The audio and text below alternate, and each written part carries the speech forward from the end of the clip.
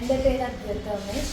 ഞാൻ അച്ചപ്പാസ് ആൽബത്തിൽ അപ്പുവിൻ്റെ ഫ്രണ്ടായിട്ടാണ് അഭിനയിക്കുന്നത്. എൻ്റെ പേര് വരുൺ എസ്. ഞാൻ അച്ചപ്പാസ് ആൽബത്തിലെ സുധാൻഷുവിൻ്റെ അല്ലെങ്കിൽ അപ്പുവിൻ്റെ ഫ്രണ്ടായിട്ട് ഫർഹാനായിട്ടാണ് ഞാൻ അഭിനയിക്കുന്നത്. എൻ്റെ പേര് വേദിക ഹരി. ഞാൻ അച്ചപ്പാസ് ആൽബത്തിൽ അപ്പുവിൻ്റെ ഫ്രണ്ടായിട്ടാണ് അഭിനയിക്കുന്നത്. എൻ്റെ ക്യാരക്ടർ നെയിമും വേദിക. ഓക്കെ, അപ്പം മോൻ പാട്ട് പാടുമെന്ന് കേട്ടു. അപ്പം നമുക്ക് ഫസ്റ്റ് നമുക്കൊരു പാട്ടിൽ നിന്ന് തന്നെ തുടങ്ങാം. കൺമണി പൂവേ കണ്ണാടി പൂവേ പൂവേ മുറ്റമിതാകെ പൂത്തു നിന്നാട്ടെ പുഞ്ചിരിക്കാറ്റേ പാറൻ പൂമ്പാറ്റേ കുറുനാട്ടെ ചക്കരമാവിൽ ചാർന്നിരുന്നാട്ടെ കിളിപ്പൂമകളെ നീയലിയും പൂന്തലാണ് ഇലക്കുമ്പിളിലായി പേരു തരും തേൻകുറമാണ് അലിവോട് തൊടും സാഗരമാണ് ഇതിലെ വാ കരയിലെ ചിറകുമാ കനവിലെ വഴികളിൽ വെയിലു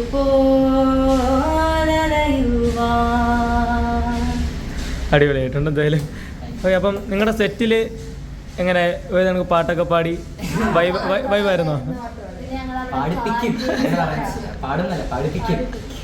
ഞങ്ങൾ പാടുന്ന പറഞ്ഞ് നിർബന്ധിച്ചിട്ടാണ് പ്രഷറൈസ് ആയിരുന്നു കേട്ടോ. അപ്പം സെറ്റിൽ അഭിനയിക്കുമ്പോൾ എങ്ങനെയായിരുന്നു? അത് എനിക്ക് പ്രഷർ ഉണ്ടായിരുന്നു? അത് ടോട്ടലി ഡിഫറെന്റ് ആയിരുന്നു. അഭിനയിക്കുമ്പോൾ എന്താ നമ്മള് നല്ല ഫ്രീ ആയിട്ട് വിടും. എല്ലാവരും കാസ്റ്റ് മെമ്പേഴ്സ് ആയാലും ടെക്നിക്കൽ മെമ്പേഴ്സ് ആയാലും അവിടുത്തെ എല്ലാവരും ഭയങ്കര സപ്പോർട്ടീവാണ്. അപ്പം നമുക്കൊരു ബ്രീഫിംഗ് തരുമായിരിക്കും അവർ എങ്ങനെയാ ചെയ്യേണ്ടതെന്ന് പറഞ്ഞിട്ട്. പക്ഷേ നമുക്ക് ഒരു ചെറുതായിട്ട് ഒരു ഓപ്പൺ സ്പേസും തരുമായിരുന്നു. സോ നമുക്ക് അങ്ങനെ ഒരു പ്രഷർ വന്നിട്ടില്ല. അല്ല ഇവര് തരുന്ന പ്രഷറില്ല. ഗ്രൂപ്പ് ആയാലും ക്ലോസപ്പ് ഷോട്ട്സ് ആയാലും ഡയറക്ടർ അവിടെ ഡയറക്ടർ സീറ്റിൽ നിന്ന് എണീറ്റ് വന്നിട്ട് ഇങ്ങനെ പറയും, ദീപ്തി ഇങ്ങനെ പറയും ഇങ്ങനെ ചെയ്യണം അങ്ങനത്തെ പറഞ്ഞു തരും. നമ്മള് മോർ കംഫർട്ടബിൾ ആയിരിക്കാൻ നോക്കും ആ സ്പേസ്. അപ്പം നല്ല കൂളായിട്ടാണ് പറഞ്ഞത്. നമുക്ക് നമ്മള് ഉള്ളിന്ന് വരുന്നതായിട്ട് നമുക്ക് അഭിനയിക്കാൻ ഇങ്ങനെ പറഞ്ഞു തരും. സിനിമയ്ക്ക് വന്നൊരു ടെൻഷൻ ഒന്നും ഫീൽ ചെയ്തില്ല. ഭയങ്കര രസമായിരുന്നു ചെയ്യാൻ. ആ ഒരു സ്പേസിൽ ചെയ്യാൻ ഭയങ്കര രസമായിരുന്നു. ഒരു ഫാൻറ്റസി മൂവിയിൽ നമ്മൾ അഭിനയിക്കുമ്പോൾ ഉണ്ടാകുന്ന കുറച്ച് റിസ്കുകളും കാര്യങ്ങളുണ്ട്. അത് രണ്ട് ഇതിലോട്ട് വരുമ്പോൾ ഭയങ്കര എക്സ്പെരിമെന്റൽ സിനിമയാണ്. ഇതുവരെയും മലയാളം ഇൻഡസ്ട്രിയിൽ ഇതുപോലത്തെ ഒരു സിനിമ വന്നിട്ടില്ല എന്നാണ് എൻ്റെ തോന്നൽ. അതുകൊണ്ട് ഇതിൽ എന്തായാലും ഒരുപാട് റിസ്ക്സ് ഉണ്ടായിരുന്നു. പക്ഷെ സിനിമ കാണുമ്പോഴത്തേക്കും ആക്ച്വലി ഇത് did it very well. So നല്ല സ്റ്റോറിയാ. ടൈറ്റിലും കുറച്ച് വ്യത്യസ്തമാണല്ലോ. ടൈറ്റിൽ അത് ഞാൻ എല്ലാവരും പറയുമ്പോൾ സിനിമയുടെ പേര് പറയുമ്പോൾ അതെന്ത് ടൈറ്റിലാണ്, അത് എങ്ങനെ കേട്ടിട്ടില്ല. ഞാൻ ചിലവർക്ക് പറയുമ്പോൾ അച്ചപ്പാസ് ആൽബം എന്ന് പറയുമ്പോൾ അവർ അച്ചപ്പാസ് എന്ത് ഇങ്ങനെ ചോദിച്ചോണ്ടേയിരിക്കും. ഒരുത്തൻ എൻ്റെ അടുത്ത് ചോദിച്ചോണ്ടാണ്, എടാ അപ്പച്ചന്റെ പപ്പടമല്ലേ എന്ന് പറഞ്ഞ് ചോദിച്ചോണ്ടാണ്. എന്താ പറയാ അങ്ങോട്ട് മനസ്സിലാക്കാൻ പറ്റില്ല. സിനിമയാണോ അതോ അഭിനയിച്ചോ, സിനിമയാണോ ഉറപ്പാണോ, അങ്ങനെ സിനിമയാണോ അത് വെറുതെ ഒരു ആൽബം ആണോ, അങ്ങനെ ഷോർട്ട് ഫിലിം ആണോ, ഒരു ചോദ്യം ഇങ്ങനെ പറഞ്ഞു കേട്ട ഒരു മലയാള സിനിമ എന്ന് പറഞ്ഞ് തോന്നത്തില്ലല്ലോ. അപ്പം അതിൻ്റെതായിട്ട് ഞാൻ സർപ്രൈസ് ആയിരുന്നു.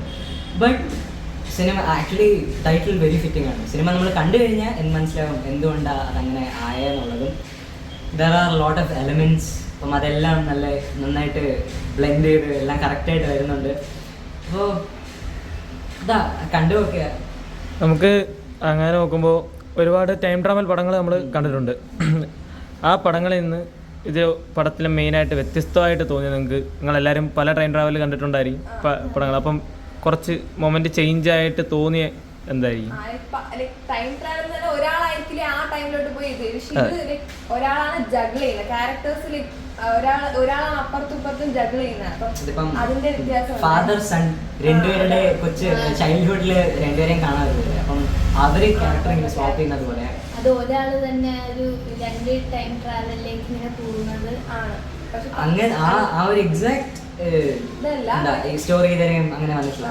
സോ അപ്പം അത് അങ്ങനെ എങ്ങനെയാ എങ്ങനെയാ അത് കൊണ്ടുവരുന്നത്, എങ്ങനെയാ അത് വർക്കൗട്ട് ചെയ്യിപ്പിക്കാൻ നോക്കുന്നത്, അങ്ങനെയൊക്കെ. പക്ഷെ ആ ഒരു ടൈം സോണിൽ ഡിഫറെന്റ് കാര്യങ്ങൾ ഇപ്പോഴത്തെ ടൈമിൽ അവരെങ്ങനെയാണ് അത് ഹാൻഡിൽ ചെയ്യുന്നത്, എന്നിട്ട് ന്യൂ ജെൻസി ആയിട്ടുള്ള ക്യാരക്ടർ അപ്പോഴത്തെ ടൈമിൽ പോകുമ്പോഴത്തേക്ക് അവിടെ എങ്ങനെയാണ് ഹാൻഡിൽ ചെയ്യുന്നത്, അങ്ങനെ ജഗ്ലിംഗ് ഒരാളാണ് ചെയ്യുന്നത്. പക്ഷെ അല്ലാതെ ടൈം ട്രാവൽ നോക്കുമ്പോൾ ഒരാൾ തന്നെ അപ്പുറത്ത് ടൈമാണ് വ്യത്യാസം. പക്ഷെ ഇതിപ്പോ ക്യാരക്ടേഴ്സ് ആണ് അങ്ങോട്ടും ഇങ്ങോട്ടും. അതാണ് സെറ്റിൽ ഏറ്റവും കൂടുതൽ എക്സൈറ്റിംഗ് ആയിട്ട് തോന്നിയത് എന്താണ്? ഗെയിംസ് എന്ന് വെച്ചാൽ ഇപ്പൊ നമ്മള് സീൻ കട്ട് ചെയ്യുന്ന പറഞ്ഞ് വിളിക്കുമ്പോഴത്തേക്ക് നമ്മളെല്ലാരും ഒരു ഗ്രൂപ്പിൽ വന്നിട്ട് ഉടനെ ഏതെങ്കിലും ഒരു ഗ്രൂപ്പിൽ കാർഡ്സ് ഒരു പ്രാവശ്യം ഞങ്ങള് വെറുതെ സ്റ്റോറീസ് ഒരു പേപ്പറിൽ എഴുതിയിട്ട് എല്ലാരും ഇങ്ങനെ വായിക്കുന്നൊക്കെ ഉണ്ടായിരുന്നു. പിന്നെ ഇപ്പം എന്താ അവിടുത്തെ സെറ്റിലെ ആൾക്കാർക്ക് ദേഷ്യം വന്നിട്ട് കാളൊന്നും കളിക്കരുത് എന്ന് പറയുമ്പോഴത്തേക്കും അപ്പം നമ്മള് ബോട്ടിൽ വെള്ളം നിറച്ചിട്ട് നമ്മള് ബോട്ടിൽ ഇപ്പം സീൻ ഷൂട്ട് ചെയ്യുന്നതിനെക്കാട്ടിലും കൂടുതൽ നമ്മള് ക്യാരക്ടേഴ്സ് നമ്മുടെ ആക്ച്വൽ തമ്മിൽ ബോണ്ടിങ് ആയിരുന്നു. അപ്പം എനിക്ക് തോന്നുന്നു അത് സിനിമയിൽ ഹെൽപ്പ് ചെയ്തു നമ്മളെ കുറെ കെമിസ്ട്രി നൽകാൻ. നല്ല രസമുണ്ടായിരുന്നു. അപ്പോൾ ഓഡിയൻസിൻ്റെ കൂടെ എന്താണ് നിങ്ങൾക്ക് പറയാനുള്ളത്? ഇതൊരു ചിൽഡ്രൻ ഫിലിം ആയതുകൊണ്ട് കുറെ പിള്ളേര് ഉള്ള ഒരു ഫിലിം ആയതുകൊണ്ട് കുറെ കോമഡി ഉണ്ട്. അപ്പൊ പിള്ളേര് കാണുകയാണെങ്കിൽ അവർക്ക് ഭയങ്കര ഇഷ്ടമാവും. അത് മാത്രമല്ല ഇത് ചിൽഡ്രൻസ് ഫിലിം കൂടെ അല്ലാതെ ഫാമിലി ഫിലിം കൂടെയാണ്. അപ്പം അതിൻ്റെ കുറേ തീംസ് നമ്മൾ ഇതിനകത്ത് കൊണ്ടുവരാൻ നോക്കുന്നുണ്ട്. അപ്പം എല്ലാവരും പോയി കാണണം. കാരണം ഇതുവരെയും ഇങ്ങനത്തെ ഒരു ടൈപ്പ് ഓഫ് ഫിലിം നിങ്ങൾ ആരും കണ്ടിട്ടുണ്ടാവില്ല, അത് ഉറപ്പാണ്. അതുകൊണ്ട് എല്ലാവരും പോയി കാണണം, നിങ്ങൾക്ക് എല്ലാവർക്കും ഇഷ്ടപ്പെടും. ഫാന്റസി ആണെങ്കിലും എന്റർടൈനിങ് ആണ് ഫിലിം. അതുകൊണ്ട് കുറെ കോമഡി സീക്വൻസും കാര്യങ്ങളൊക്കെ ഉണ്ടല്ലോ. കുറെ എല്ലാ എലിമെന്റ്സിനെ അവര് നന്നായിട്ട് ഡിപിക്ട് ചെയ്യാൻ പറ്റിയിട്ടുണ്ട്. കോമഡി ഉണ്ട്, ആക്ഷൻ ഉണ്ട്, എല്ലാം ഉണ്ട്, ഫുൾ പാക്കേജ്. അതുകൊണ്ട് പോയി കാണാം. അപ്പോൾ ഓൾ ദ ബെസ്റ്റ്. എന്തായാലും പടം അടിപൊളിയാവട്ടെ. Thank you.